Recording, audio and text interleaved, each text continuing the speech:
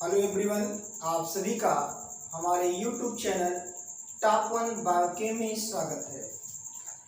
आज हमने टॉपिक पर बात करेंगे। जो हमारा टॉपिक होगा स्टूडेंट्स, वो होगा एसिड, बेस एंड सॉल्ट। हम जानेंगे आज कि एसिड क्या होता है, बेस क्या होता है और साल्ट क्या होते हैं। आज इनके बारे में हम जानेंगे। एसिड को हम हिंदी में अम्ल कहते हैं, बेस को हम क्षार कहते हैं और साल्ट को हम लवण कहते हैं। यानी जो आज बातें होगी वो हमारी अम्ल, क्षार और लवण पर होगी। एसिड बेस को जानने के लिए हम 4 कॉन्सेप्ट को जानेंगे। 4 कॉन्सेप्ट में इसे डिवाइड कर दिया गया। पहला जो हमारा कॉन्सेप्ट होगा वो ओल्ड कॉन्सेप्ट होगा, यानी पुरानी अवधारणाएं होंगी। और जो हमारा सेकंड कॉन्सेप्ट होगा वो आर्हेनियस कॉन्सेप्ट है, ये हमारा दूसरा कॉन्सेप्ट है। और जो हमारा तीसरा कॉन्सेप्ट है वो ब्रेस्टेन-लोरी कॉन्सेप्ट है। और जो हमारा चौथा कॉन्सेप्ट है वो लुईस कॉन्सेप्ट है। यानी हम 4 अवधारणाएं पढ़ेंगे। पहले हम पुरानी अवधारणाएं पढ़ेंगे, दूसरा हम आर्हेनियस कॉन्सेप्ट पढ़ेंगे, तीसरा हम ब्रेस्टेन-लोरी कॉन्सेप्ट पढ़ेंगे और चौथा हम लुईस कॉन्सेप्ट पढ़ेंगे। तो आइए हम जानते हैं ओल्ड कॉन्सेप्ट क्या है। ओल्ड कॉन्सेप्ट में हम जानेंगे एसिड यानी अम्ल क्या होते हैं। तो एसिड, जिसे हम हिंदी में अम्ल कहते हैं, जो एसिड होता है स्टूडेंट्स वो स्वाद में खट्टा होता है। स्टूडेंट पहले क्या था, साइंटिफिक रीजन कोई नहीं था तो लोग किसी चीज को चखते थे, टेस्ट लेते थे। अगर वो टेस्ट में खट्टा होता था तो नाम एसिड दे दिए, यानी अम्ल नाम रख दिया कि जो स्वाद में खट्टे होंगे वो अम्ल होंगे। उसमें कुछ ही खट्टे पदार्थ उपस्थित थे, जैसे हमारा सिरका। सिरका में स्टूडेंट एसिटिक एसिड पाया जाता है, जिसकी वजह से सिरका खट्टा होता है। उसमें नींबू भी उपस्थित था या प्रेजेंट था, जिसमें सिट्रिक एसिड पाया जाता है, जिसकी वजह से नींबू खट्टा था। उस समय स्टूडेंट इमली भी हमारी प्रेजेंट थी और इमली में टार्टेरिक एसिड पाया जाता है, जिसकी वजह से इमली खट्टी होती है। तो पहला आप जानिए कि जो स्वाद में खट्टे होंगे, शोर होंगे, वो हमारा एसिड होगा। दूसरा, एसिड जो होता है वो नीले लिटमस पेपर को लाल कर देता है। नीले लिटमस पेपर को लाल कर देता है। लिटमस क्या हम बात करेंगे। लिटमस जो है बेटा, ये लाइकेन प्लांट से प्राप्त किए जाते हैं। लिटमस भी हमारा 2 प्रकार का होता है। लिटमस भी हमारा 2 प्रकार का होता है। एक हमारा लाल लिटमस होता है और दूसरा हमारा नीला लिटमस होता है। आज हम बात करेंगे टाइप ऑफ, जब लिटमस की बात करेंगे वहां पर की बातें करेंगे। तो क्या कर देता है, नीले लिटमस को लाल कर देता है। तीसरा जो इनका फीचर होता है, इनके जो पीएच होते हैं वो 7 से अधिक होते हैं। यानी जो भी एसिड होगा उनका जो पीएच मान होगा वो 7 से अधिक होगा। स्टूडेंट बात को समझेंगे, आज सीखेंगे कि एसिड, बेस एंड साल्ट है क्या। एसिड स्वाद में खट्टा होता है, यानी सोर होता है। ये नीले लिटमस पेपर को लाल कर देता है। ये नीले लिटमस को लाल कर देता है। ये इनका जो पीएच मान होता है ये अधिक होता है, यानी 7 से जो इनका पीएच मान होता है वो 7 से अधिक होता है। चौथा जो कंडीशन होगा, ये एसिड प्लस धातु से रिएक्शन करके ये हाइड्रोजन गैस जनरेट करते हैं। एसिड जहां पर हमारा H2SO4 है और Zn एक हमारा मेटल है, इनसे जब हम रिएक्शन कराएंगे तो हमारा ZnSO4 बनेगा और हमारा हाइड्रोजन गैस रिमूव हो जाएगी।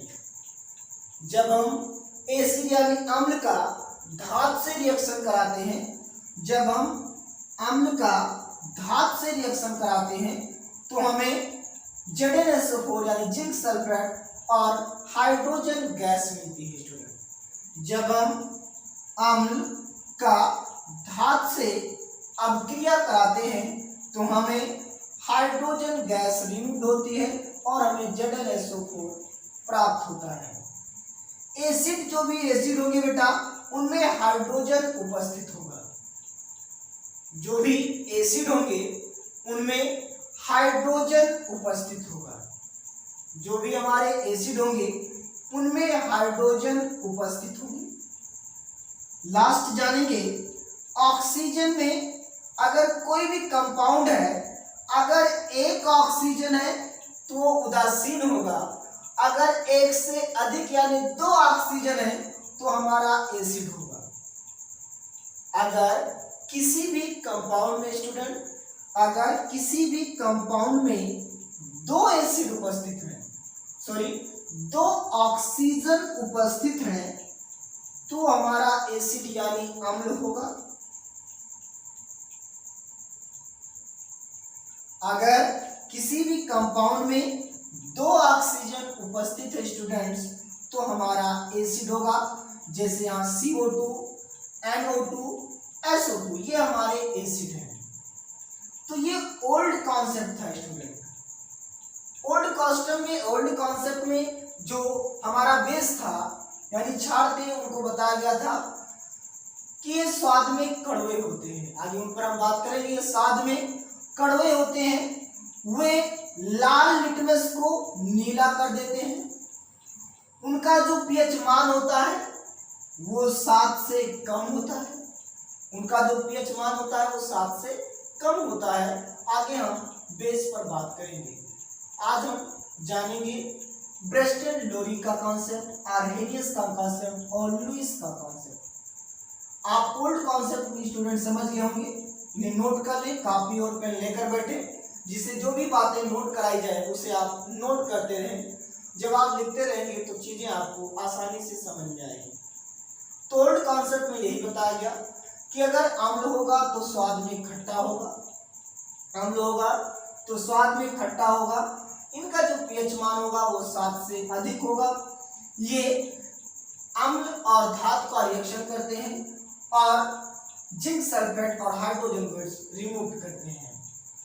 एसिड में H2 उपस्थित होता है, एसिड में H2O उपस्थित होता है। ऑक्सीजन, अगर 2 ऑक्सीजन होगा, 2 ऑक्सीजन होंगे तो वो एसिड होगा और अगर 1 ऑक्सीजन होंगे तो हमारा उदासीन होगा। आइए हम दूसरे कॉन्सेप्ट के बारे में बात करेंगे, यानी साइंटिफिक कॉन्सेप्ट के बारे में बात करेंगे, आर्हेनियस कॉन्सेप्ट के बारे में बात करेंगे।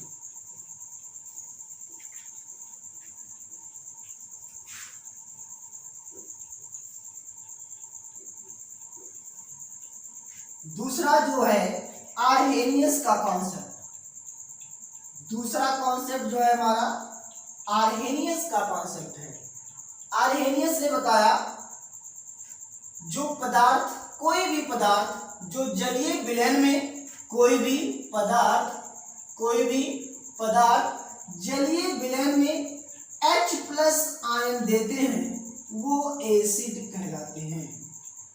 जलीय विलयन में H+ आयन देते हैं तो क्या कहलाते हैं?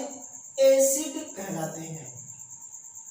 कोई भी पदार्थ, कोई भी कंपाउंड अगर जलीय विलयन में H+ आयन देते हैं, क्या देते हैं?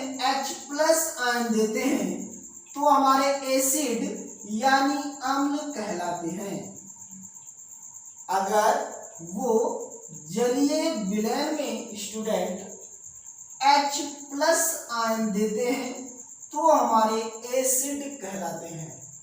अगर वो जलीय विलयन में OH- देते हैं तो वो बेस कहलाते हैं, यानी क्षार कहलाते हैं।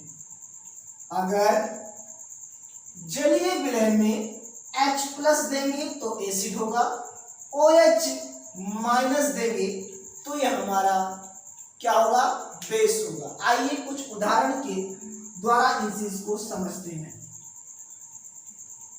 जो पहला उदाहरण लेंगे, जैसे यहां लिया गया HCl, जब इसे हम वाटर में डिसॉल्व करेंगे तो ये हमारा ब्रेक हो जाएगा H प्लस और Cl माइनस में।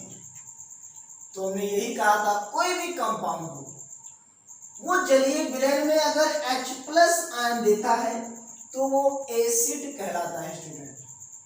और एक उदाहरण देखेंगे, जैसे हमारा HCl हो गया, हमारा HNO3 हो गया, इसे भी अगर हम वाटर में डिसॉल्व करेंगे तो H प्लस और NO3 में ब्रेक हो जाएगा। तो यहां भी स्टूडेंट हमको H प्लस आयन मिल रहा है। तो H प्लस अगर आयन उपस्थित है तो हमारा एसिड होगा स्टूडेंट्स।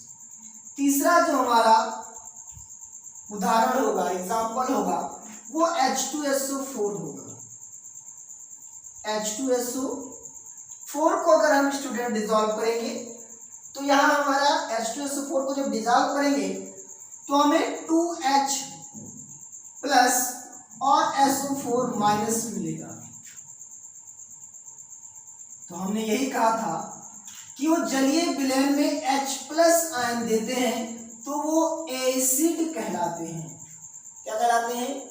एसिड कहलाते हैं। और ये जो एसिड है स्टूडेंट, ये प्रबल एसिड है, यानी प्रबल अम्ल है, यानी स्ट्रॉन्ग एसिड है। ओके, पहला हमने एग्जांपल लिया HCl का। HCl का हमने वाटर में डिसॉल्व किया तो H प्लस और Cl माइनस मिला।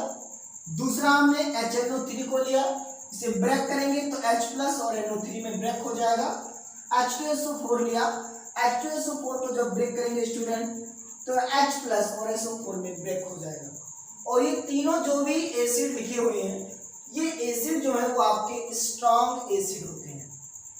कुछ हम अब स्टूडेंट वीक एसिड पर भी बात करेंगे। जैसे देखें, अगर हम वीक एसिड में यानी दुर्बल, पहला एग्जांपल दुर्बल का देखें, जैसे HCOH, इसे जब ब्रेक करेंगे तो H प्लस और HCO माइनस में टूट जाएगा, ये भी हमारा एसिड है। दूसरा स्टूडेंट देखेंगे CH3COOH, इसको जब हम वाटर में डिसॉल्व करेंगे स्टूडेंट तो ये भी हमारा H प्लस और CH3COO माइनस में टूट जाएंगे। तो इनमें भी बेटा स्टूडेंट H प्लस आयन उपस्थित है। तो आर्हेनियस कॉन्सेप्ट यही कहता है कि अगर किसी भी जलीय विलयन में पदार्थ हो चाहे कंपाउंड हो, जलीय विलयन में अगर H प्लस आयन देते हैं तो वो एसिड कहलाते हैं। अगर H प्लस आयन देते हैं स्टूडेंट्स तो वो एसिड कहलाते हैं। याद है स्टूडेंट, अगर वो H प्लस आयन देते हैं तो वो एसिड कहलाते हैं। ये हमारा दुर्बल एसिड है। कैसा है स्टूडेंट? दुर्बल क्षार है, सॉरी दुर्बल अम्ल है, यानी वीक एसिड। तो यहां पर हमने स्ट्रॉन्ग एसिड बता दिया और वीक एसिड बता दिया। लेकिन यहाँ एक समस्या जनरेट हुई जो आर्हेनियस के कॉन्सेप्ट को रॉन्ग करता है, यानी गलत करता है।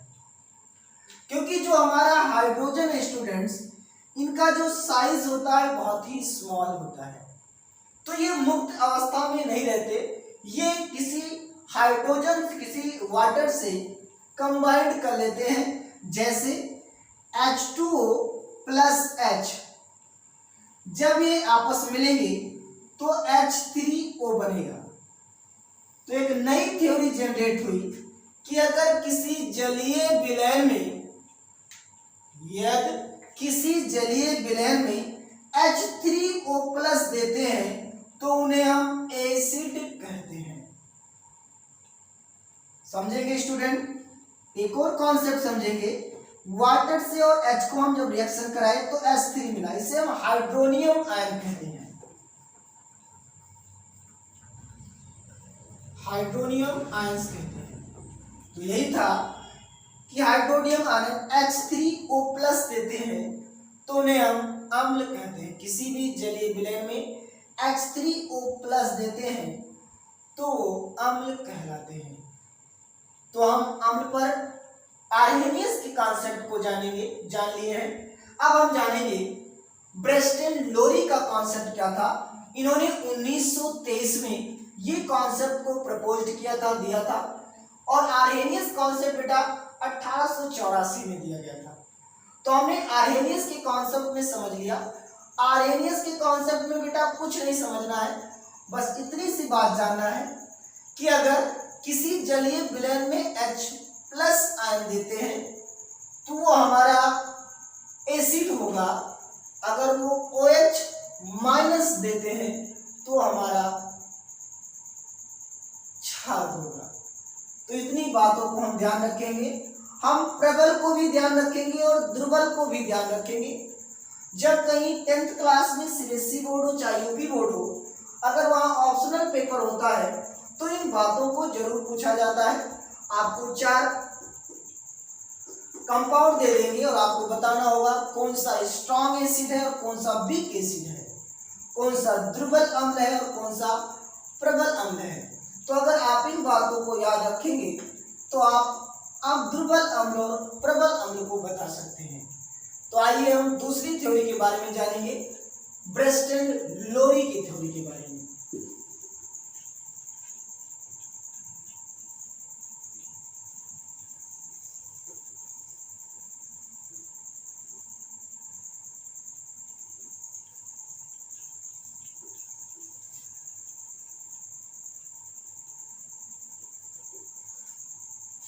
जो हमारा तीसरी थ्योरी है वो है ब्रेस्टन-लोरी थ्योरी। ब्रेस्टन-लोरी थ्योरी में ये बोला गया कि किसी भी जलीय विलयन में अगर वो H प्लस, इसका नाम उन्होंने रख दिया प्रोटॉन, अगर वो प्रोटॉन देते हैं, किसी जलीय विलयन में अगर वो प्रोटॉन देते हैं तो वो एसिड है, अगर किसी जलीय विलयन में वो प्रोटॉन्स देते हैं तो वो एसिड है, अगर वो प्रोटॉन्स को ग्रहण करते हैं तो वो बेस है। अगर किसी जलीय विलयन में वो प्रोटॉन देते हैं तो वो एसिड होंगे। यानी कुछ इन्होंने किया नहीं। H को हम सब लोग जानते हैं कि H प्लस होगा तो प्रोटॉन ही होगा, तो इन्होंने H प्लस आयन ना कहकर इसका नाम उन्होंने प्रोटॉन रख दिया और कोई चीज इसमें चेंजिंग नहीं थी।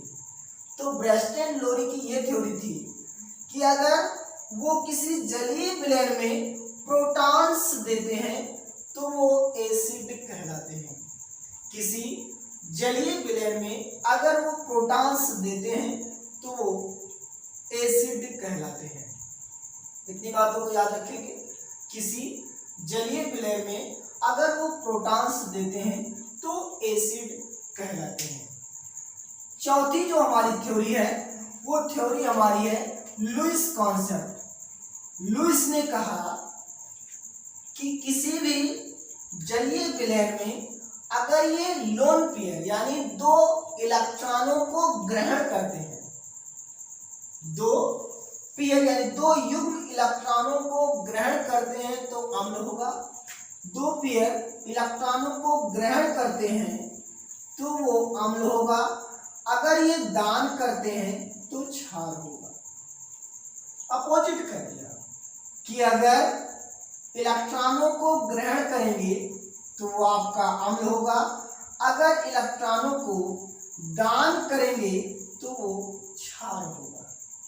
ब्रेस्टन-लोरी का कॉन्सेप्ट ये था कि अगर इलेक्ट्रॉनों को ग्रहण करेंगे तो अम्ल होगा, इलेक्ट्रॉनों को दान करेंगे तो वो क्षार होगा। अब हमने आपको बता दिया पुरानी उदाहरण है Arrhenius concept, Bronsted Lowry concept, Lewis concept. हम ये चारों कॉन्सेप्ट आपको बता दिया। चारों कॉन्सेप्ट के बेस के आधार पर हमने ये भी आपको बता दिया कि अम्ल क्या है। अब जो हमारा नेक्स्ट टॉपिक होगा वो होगा क्षार क्या है। तो अब हम बात करेंगे क्षार क्या है।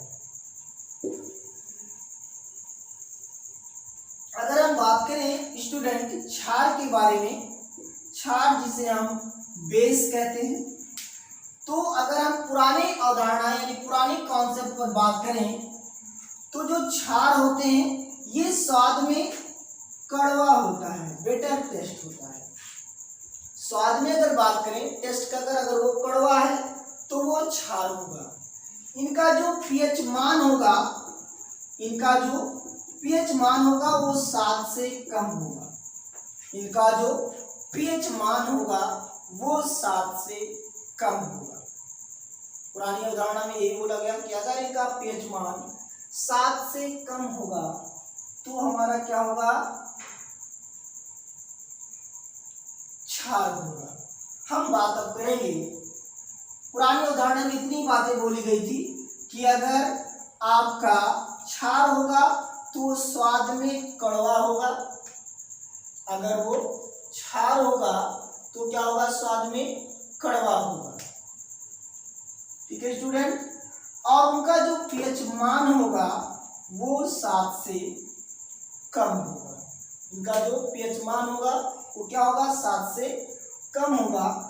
अब हम बात करेंगे कि ब्रस्टेन लोरी ने क्या कहा था। तो ये ब्रस्टेन लोरी ने इतनी ही बात बोला था कि किसी जलीय विलयन में OH माइनस देंगे, केवल एक OH माइनस देंगे, एक से अधिक OH माइनस नहीं देंगे स्टूडेंट। अगर एक से अधिक OH माइनस देंगे स्टूडेंट तो हमारा क्षार नहीं होगा। किसी भी जलीय विलयन में अगर OH माइनस देते हैं तो वो क्षार कहलाते हैं। उदाहरण देखिए, NaOH, NaOH, Na plus OH minus, ये भी हमारा एक क्षार है। KOH, K plus OH minus, ये भी हमारा क्षार है। और ये दोनों क्षार हमारे प्रबल होते हैं। ये दोनों ही क्षार हमारे क्या होते हैं, प्रबल होते हैं। और हम लेंगे NH4OH, तो डिजॉल्व करेंगे तो NH4 प्लस और OH माइनस में ब्रेक हो जाएगा। तो ये हमारा दुर्बल है स्टूडेंट, यानी वीक है। ये हमारा वीक बेस है और ये हमारा स्ट्रॉन्ग बेस है।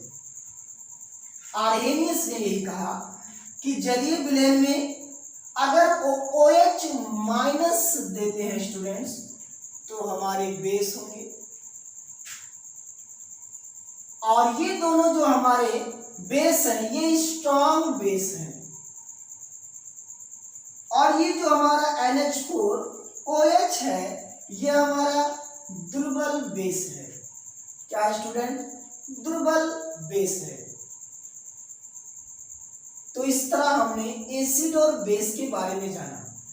अगर हम सॉल्ट की बात करें बेटा, तो जब हमारे एसिड और बेस आपस में मिलते हैं तो किसी सॉल्ट का निर्माण होता है, फॉर्मेशन होता है। जैसे NaOH plus HCl, NaOH plus HCl। जब इनका हम रिएक्शन कराएंगे जो ये हमारा NaOCl के साथ चला जाएगा स्टूडेंट, और जो हमारा H है वो OH के पास चलाएगा। तो यहाँ बनेगा स्टूडेंट NaCl प्लस H2O। तो NaCl हमारा एक सॉल्ट है यानी लवण है। तो हम याद रखेंगे लवण का फॉर्मेशन यानी सॉल्ट का फॉर्मेशन एसिड और बेस के मिलाने पर हमारा लवण का निर्माण होता है, यानी साल्ट का निर्माण होता है स्टूडेंट्स। तो आज हमने अम्ल, क्षार और लवण पर बात किया। हमने कहा ओल्ड कॉन्सेप्ट में कि जो हमारे अम्ल होंगे वो स्वाद में खट्टे होंगे, उनका जो पीएच मान होगा वो 7 से अधिक होगा, उनका जो पीएच मान होगा वो 7 से अधिक होगा। ठीक है स्टूडेंट्स, और हमने क्षार पर बात किया। क्षार में हमने बताया कि अगर वो OH माइनस देते हैं तो क्षार होंगे, अगर OH माइनस देते हैं तो क्षार होंगे। और लवण का हमने बताया जब अम्ल और क्षार आपस में मिलते हैं तो लवण का निर्माण होता है स्टूडेंट। तो इस तरह स्टूडेंट्स हम इन बातों को याद रखेंगे। इन 4 कॉन्सेप्ट को अगर हम याद रखते हैं तो हम एसिड और बेस को आसानी से बता सकते हैं स्टूडेंट्स। ये किसी भी एग्जाम की अगर बात करें, हर एग्जाम के लिए इम्पोर्टेंट है, चाहे वो CBSE बोर्ड की बात 10th क्लास की हो, चाहे वो UP बोर्ड 10th क्लास की बात हो, चाहे वो कंपटीशन लेवल की बात हो, सभी में इन सभी से क्वेश्चन पुट अप किए जाते हैं यानी पूछे जाते हैं। तो इनको आप लोग इन वीडियो को देखेंगे। अगर आपको हमारा वीडियो अच्छा लगता है, हमारे कॉन्सेप्ट अच्छे लगते हैं तो हमारे वीडियो को लाइक करिए, सब्सक्राइब करिए और ज़्यादा से ज़्यादा लोगों के पास शेयर करिए, जिससे और भी बच्चे इन वीडियो को देखकर अपने एग्ज़ाम को कंप्लीट कर सकें। जो हमारा नेक्स्ट वीडियो होगा इस टॉपिक पर स्टूडेंट्स, वो इंडिकेटर होगा। हम बात करेंगे इंडिकेटर पर। थैंक्स।